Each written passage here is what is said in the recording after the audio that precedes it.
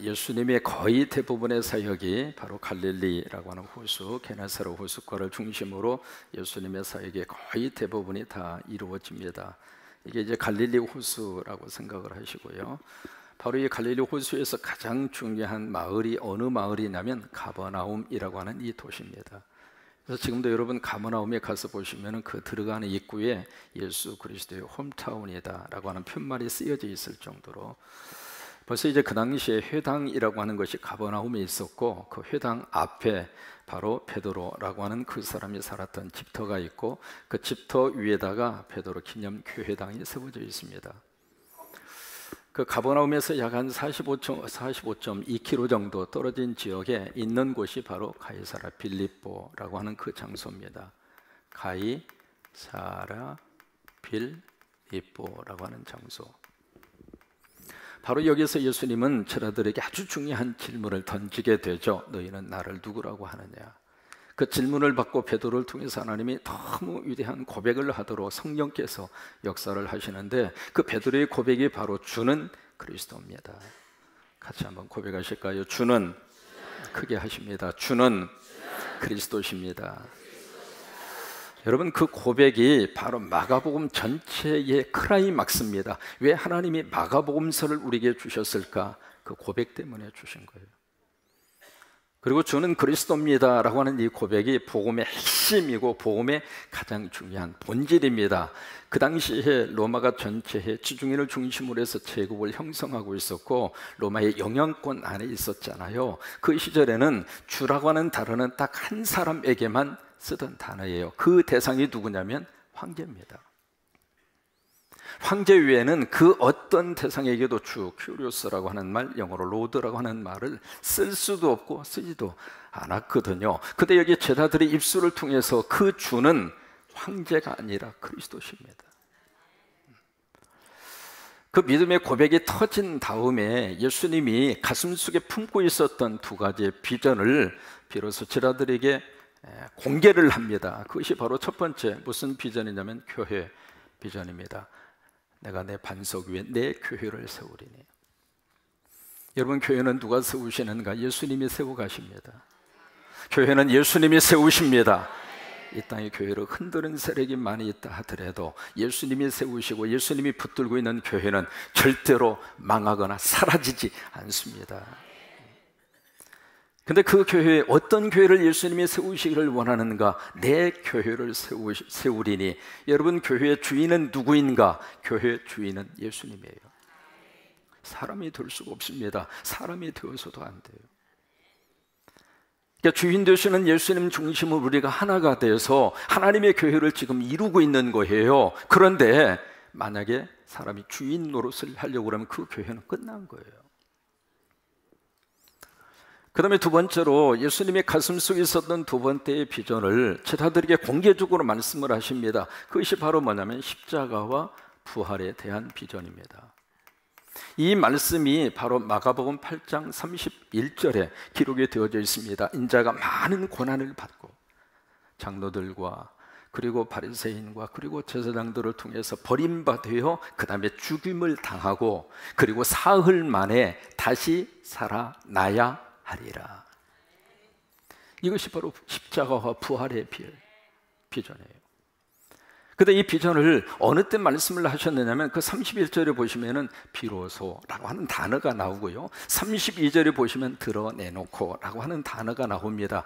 그 전까지만 하더라도 예수님이 이 가슴 속에 있었던 예수 그리스도, 이 메시아사의 가장 중요한 이 부분을 가슴 속에 담고 있었던 거예요. 그 전까지만 하더라도 그것을 그들에게 드러내놓고 말씀을 안 하셨어요. 그러나 이제 때가 된 거예요. 이제는 이것을 오픈해서 이야기하더라도 받을 만한 믿음의 준비가 됐구나, 성숙한 믿음의 그릇을 가지고 있구나, 그 판단이 있어서 비로소 주는 그리스도입니다 라고 하는 믿음의 분명한 고백과 확신을 확인한 다음에 가슴에 품고 있었던 예수 그리스도의 꿈과 비전을 열어서 보인 거예요. 그러면서 그 다음에 기도하기 위해서 구에 있는 헐몬산, 일명 변화산, 그곳으로 예수님이 이제 올라가십니다. 그래서 헐몬산 변호산에 올라가서 놀라운 신비로운 경험을 하잖아요. 그때 위에서는 예수님과 3명의 제자들이 신비로운 영적인 경험을 하고 있는 사이에 산 동네에서는 돌발 사태가 벌어지게 된 거죠. 귀신 들린 아이를 데리고 온 부모, 제자들이 그 문제를 해결을 하지 못했어요. 그래서 예수님이 내려오셔서 그 문제를 해결을 하신 다음에 결론적으로 그들에게 주신 말씀이 오직 기도 외에는 이런 유가 나갈 수 없느니라. 여러분, 이런 종류라고 하는 것은 그와 같은 마귀와 사탄을 물리칠 수 있는 방법은 기도밖에 없다, 그 말이에요. 여러분, 기도하면 하나님의 역사가 나타나요. 여러분, 기도하면 하나님의 능력이 임하고 기도 속에 우리의 모든 것들, 필요한 것이 다 들어있어요. 그래서 여러분, 기도하면 기가 막힌 역사가 나타나고요, 기도하면 하나님이 움직이시고, 기도하면 문제가 떠나가게 되고, 기도하면 기적이 나타나게 되고. 따라서 말하십니다. 기독교는 기도교다.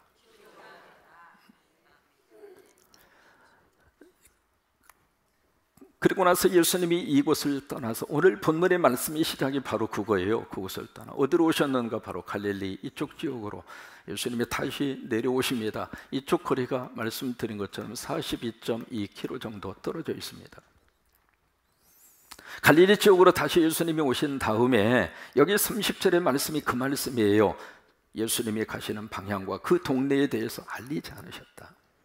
그 이유는 31절에 보시면 제자들에게 뭔가 중요한 말씀, 중요한 교훈을 그들에게 가르치기 위해서다 라고 그렇게 말씀을 하시면서, 바로 마가복음 9장 31절 말씀에 보시면 무슨 말씀을 하시는가, 성경을 펼쳐서 같이 한번 보십니다. 31절 말씀에 예수님의 제자들에게만 지금 두고서 주시는 말씀, 31절. 이는 제자들을 가르치시며 또 인자가 사람들의 손에 넘겨져 무엇을 당하고? 십자가죠. 십자가를 다시 한번 말씀을 하신 거예요. 그러고 나서 죽은 지 3일 만에 어떻게 하리라? 살아나야 하리라. 그러면 그것은 무엇을 말씀하시는 거예요? 부활이잖아요. 그럼 다시 한번 예수님이 마가복음 9장 31절에서 십자가 부활에 대한 말씀을 다시 한번 언급하시는 거예요. 왜 그럴까? 중요하니까. 이것이 바로 가장 중요한, 예수 그리스도가 이 땅에 오셔서 하시려고 하시는 그리스도의 사역의 가장 중요한 양대축이니까. 그래서 십자가 부활에 대한 메시지를 가이사랴 빌립보 지역에서 한번 말씀을 하시고, 이어서 마가 9장 31절에서 다시 한번 제자들에게 말씀을 하시는데, 여기 가이사랴 빌립보 지역에서 이 말씀을 하셨을 때 베드로의 반응이 성경에 기록이 되어져 있습니다. 어떤 반응을 보였는가? 항변했다고 그랬어요. 마태복음에 보시면 예수님을 간하여 한쪽으로 끌고 가서, 영어로 그런 표현을 씁니다. 리버크, 비난했다, 그 말이에요.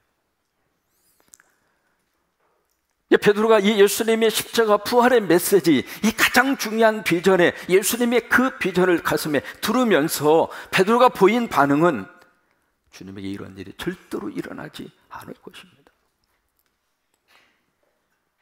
그럼 왜 베드로가 그런 반응을 보였을까? 자기 식대로 알아들은 거예요. 그리고 베드로가 예수님을 사랑하는데 자기가 생각하는 모습으로 예수님을 사랑하고 있는 거예요. 사람은 참 묘합니다. 전체 말씀의 가장 중요한 의도와 목적을 제대로 파악하고 들으면 오해가 없어요. 근데 그 앞부분, 인자가 고난을 받고 죽임을 당하고, 그 말을 딱 듣는 순간 베드로의 입장으로서는 내가 사랑하는 예수님을 누가 죽여? 절대로 그런 일은 있을 수가 없지. 그러면서 예수님을 가로 막아 쓴 거예요. 그 순간 예수님이, 사탄아, 내 뒤로 물러가라. 너는 하나님의 일을 생각하지 아니하고 사람의 일을 생각하는도다. 여러분 보세요. 그 하나님의 일이라고 하는 것은 십자가 부활입니다. 사람의 일이라고 하는 것은 무엇인가? 십자가 부활을 부정하는 거예요. 그래서 다시 한번 이제는 제자들을 따로 모아놓고 이 십자가 부활의 메시지를 다시 증거했는데, 그 말을 들은 제자들은 이게 무슨 뜻인지 이해를 못하는 거예요. 그리고 두려워서 더 이상 묻지를 못하였다. 그게 오늘 말씀의 마지막 33절입니다. 32절입니다. 여러분, 기독교가 붙들고 있는 가장 중요한 진리가 두 가지가 있어요. 그것이 바로 십자가와 부활입니다. 우리는 십자가를 통해서 죄를 용서받습니다. 이 세상에 그 어떤 죄와 허물이라 할지라도 십자가는 우리를 다 용서합니다. 가슴 속에 있는 아리와 아픔과 눈물이라 할지라도. 그래서 우리는 성전 앞에 와서 가장 먼저 바라봐야 할 대상은 십자가예요. 한 주간 살면서 나를 힘들게 했던 어두움의 그림자, 어디 가서 그것을 우리가 해결함을 받을 수가 있겠어요? 십자가에서. 십자가 볼 때마다 나는 너를 용서한다, 나는 너를 사랑한다, 나는 너를 품는다. 그 메시지를 들을 수 있는 장소가 십자가예요. 그래서 우리가 연약함으로 늘 넘어지고 쓰러지고 약한 모습으로 우리들이 살고 있지만은 하나님의 전에 와서 십자가 보면, 아, 주님이 나를 그렇게 사랑하시는구나. 다시 한번 내가 살아갈 수 있는 용기를 어디서 얻을 수 있는가? 십자가를 통해서 얻을 수 있는 거예요.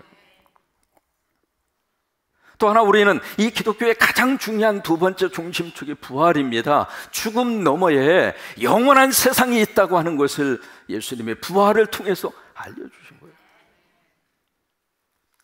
갑자기 몸에 병이 걸려서 행여라도 사형 선고를 받거나 아니면 죽음의 어두운 그림자가 많이 밀려왔을 때 사람의 힘으로는 그것을 저항하고 이길 수 있는 힘이 아무것도, 사람은 죽음 앞에서 할 수 있는 것이 아무것도 없습니다. 그래서 죽음이라고 하는 그림자가 들이오는 순간에 사람은 모든 것들이 절망의 마지막 절벽에 서 있는 기분을 그때 뼈저리게 느낄 수밖에 없는데, 그 속에서 부활하신 예수님은 죽음보다 더 큰 생명의 거룩한 역사를 바라볼 수 있도록 희망을 주신다. 어느 교회에서 교회당을 예쁘게 건축을 하고 마침 그 도로가에 큰 벽이 있어서 그 벽에다가 너무 멋진 글을 하나 거기다가 새겨서 썼어요. 뭐라고 썼느냐면, 벽에다가 쓴 글씨입니다. 우리는 십자가에 박히신 그리스도를 믿습니다. 참 좋은 글이잖아요. 그 글을 그 교회당 담벼락에다가 이렇게 썼어요. 썼는데 이게 그 밑에다가 이제 정원을 만들기 위해서 담쟁이를 이렇게 심었어요. 심었는데 이 담쟁이 넝쿨이 이제 큰 거예요. 커가지고 이게 담벼락 이렇게 올라가니까 이게 서서히 글씨를 가리는 거예요. 가려서 어느 정도 시간이 지나가니까 이게 십자가에 못 박히신 이게 사라져 버린 거예요. 이게 사라지니까 그 담벼락에 남아있는 글씨가 우리는 그리스도를 믿습니다, 이렇게 된 거예요. 그 다음에 이제 좀 더 세월이 지났죠. 담쟁이 넝쿨이 더 커졌죠. 이제 또 어느 한 부분을 가리게 됐는데, 이번에는 뭘 가렸느냐면 그리스도를 이라고 하는 게 가려져 버렸어요. 그러니까 지금 담벼락에 남아있는 글씨는 우리는 뭐 합니다? 이거밖에 안 남아있는 거예요. 우리는 믿습니다. 참 중요한 고백이죠. 그런데 믿기는 믿는데 누굴 믿어요? 그게 누구를 믿어요? 예수님. 그러면 우리가 예수님을 믿습니다. 맞아요? 그러면 어떤 예수님을 우리가 믿는가? 십자가에 돌아가시고 부활하신 예수. 그게 정확한 성서적인 답변이거든요. 그런데 그냥 우리는 믿습니다, 그거 아니란 말이에요. 우리가 예배 시간마다 외우는 사도신경이 있습니다. 신앙의 고백으로 어포스톨 크리드라고 하는 말을 씁니다. 그 사도신경이라고 하는 이 믿음의 고백은요, 주후 2세기부터 고백을 했던 신앙 고백입니다. 이게 오래된 신앙의 전통이에요. 우리가 지금 함께 고백하는 사도신경이에요. 그러니까 우리 예배 속에서 사도신경을 이렇게 암송하는 몇 가지 이유가 있습니다. 첫째로 성경에 있는 모든 진리를 압축해서 우리에게 가르쳐 주시고 있는 신앙의 정수가 신앙 고백이에요. 그러니까 성경 진리의 말씀을 이렇게 딱 압축을 해서 이것이 진리다, 이것이 성경이다, 그렇게 하고 우리에게 딱 제시해서 가르쳐 주시고 있는 것이 사도신경, 그거예요. 그래서 우리가 믿음의 고백을 하는 거예요. 그리고 두 번째는 교회가 바로 사도신경 위에 세워져 있습니다. 마태 16장에 반석 위에 내 교회를 세우리니, 그 반석이 무엇인가? 사도신경이에요. 신앙 고백인데 신앙 고백의 구체적인 내용이 사도신경이에요. 그래서 교회는 사도신경 위에 교회가 세워져 있는 거예요. 그래서 만약에 이 교회의 기초가 되는 사도신경이 흔들리면 교회는 끝나는 거예요. 세 번째는 이 사도신경이 공적인 고백이에요. 퍼블릭 컨페션이에요. 어느 개인의 고백이 아니고요, 어느 특정한 집단의 고백이 아니고 사도신경은 모든 예수 믿는 사람의 공적인 고백입니다. 그래서 미국에서 예배드릴 때도 같은 신앙 고백을 하고, 아프리카에서도 같은 신앙의 고백을 하고, 북한에도 분명히 예수 믿는 하나님의 사람들이 있을 줄로 믿어요. 거기서 숨어서 예배드리는 그들도 우리와 똑같은 사도신경 고백하고. 그러나 이 사도신경 속에 고백하는 그 내용의 폼이 똑같습니다. 폼이 어떻게 되어져 있느냐? 나는 믿습니다. 나는 믿습니다. 영어로 말하면 I believe in, 그렇게 되어 있어요. 나는 믿습니다. 누가 믿어요? 내가 믿는 거예요. 구체적으로 개인적으로 만난 예수 그리스도, 내가 지금 깨닫고 알고 있는 성서를 통해서 주시는 하나님의 진리의 말씀을 누가 믿어요? 내가 믿는 거예요. 그래서 사도신경이 올 때 나는 이렇게 믿습니다. 나는 이렇게 믿습니다. 그렇게 해서 이제 고백을 하는 거예요. 고백을 하는데 첫 번째 고백의 내용이 나는 하나님을 믿습니다. 그런데 어떤 하나님을 믿는가? 이 세상에 천지를 창조하신 그 하나님을 믿습니다. 그 고백이에요. 그리고 나는 성령님을 믿습니다. 나는 교회를 믿습니다. 그 내용으로 쭉 믿음의 고백이 나오는데 두 번째 대목이 나는 예수님을 믿습니다. 근데 어떤 예수님을 믿는가? 하나님의 외아들이신 예수님, 성령으로 잉태하여 동정녀 마리아를 통해서 이 세상에 오신 예수님, 본디오 빌라를 통해서 십자가를 지시고 십자가에서 돌아가신 예수님, 그리고 사흘 만에 다시 부활하신 예수님, 승천하셨다가 때가 되어 다시 오실 예수님, 그 예수님을 믿는 거예요. 그래서 성경 말씀 속에 가장 중요하게 붙들고 있는 것이 바로 그거예요. 따라서 한번 하시죠. 오직 십자가와 부활입니다. 고린도전서 15장 3절로 4절에 하나님이 이렇게 말씀을 하세요. 내가 받은 것을 먼저 너희에게 전하였노니. 거기에 내가라고 하는 것은 사도 바울이죠. 받았다는 이야기는 누군가가 준 거 아닙니까? 누가 주었을까? 성령님이 바울에게 주신 거예요. 그래서 바울을 통해서 하나님이 다시 우리에게 주신 거예요. 그래서 그 말씀 속에 그렇게 고백을 하고 있잖아요. 너에게 전하였노니 이는 성경대로 그리스도께서 우리를 위하여 어떻게 하시고 무엇대로 죽으셨어요? 성경대로. 여기에 성경, according to the scripture, 이 성경대로라고 하는 것은 구약 성경을 의미하고 있습니다. 왜? 그때는 아직 신약이 완성이 안 됐으니까. 구약 성경 속에 담고 있는 그 말씀의 가장 중요한 내용이 예수 그리스도예요. 그래서 성경대로 예수님이 죽으시고 그 다음에 그것으로 끝난 것이 아니라 장사된 지 사흘 만에 성경대로 다시 어떻게? 사도행전 2장에 보시면 마가의 다락방에 오순절 날이 돼서 120명의 성령의 은혜를 충만히 받습니다. 그런데 성령님이 어떻게 그들 속에 임하여 왔는가 두 가지로 거기서 설명을 하고 있습니다. 첫째로 바람같이 급하고 강한 바람같이 확 들어와서 거기에 있는 120명 그 공간 속에 꽉 찬 거예요. 여러분, 바람은 안 보이잖아요. 그러나 바람이 있다고 하는 것을 느낄 수 있잖아요. 여러분, 그런 것처럼 예배하면서 성령님이 여러분 가운데 충만히 임재하셔서 성령으로 임재하셔서 내 마음을 위로해 주시기를 바라고, 다시 한번 하나님의 음성으로 들려줄 수 있도록 역사해 주시기를 원하고, 내 인생 끝날이라 아니에요. 성령님 오셔서 다시 한번 희망을 주시기를 바라고, 그 다음에 두 번째로 불에 혀같이 갈라지는 것이 위에서부터 쫙 내려와서 거기에 있었던 120명 모든 하나님의 사람들 속에 이 불이 들어간 거예요. 성령의 불이 여러분 속에 들어가셔서 병마를 하나님이 고쳐주시기를 바라고, 마귀가 떠나기를 바라고, 불신앙이 떠나기를 바라고. 성령의 불을 받아야 그런 역사가 나타날 수 있으니까. 그러면서 그들의 혀가 막 돌아간 거예요. 혀가 돌아가면서 무슨 사건이 구체적으로 일어나게 되었는가? 그들 속에 방언이 터졌습니다. 이 방언이라고 하는 것을 영어로는 랭귀지라고 하는 말을 씁니다. foreign language, 외국어를 했다 그 말이에요. 한 번도 배운 적이 없는데 갑자기 막 영어가 터지고 막 중국말이 터지고 몽골말이 막 터지고 신기한 역사가 일어나게 된 거예요. 근데 그 모습을 지켜보던 6월절이 돼서 전국 각지에서 몰려든 사람들이 다 자기 말로 다 알아듣는 거예요. 기가 막힌 그 현장을 보면서 어떤 반응을 보이는가? 야, 이 사람들 대낮부터 술 먹더니 술에 취해가지고 지금 정신 나가서 지금 저짓을 하고 있다고. 여러분, 술 먹으면 외국어가 터집니까? 술 먹으면 영어가 막 나와요?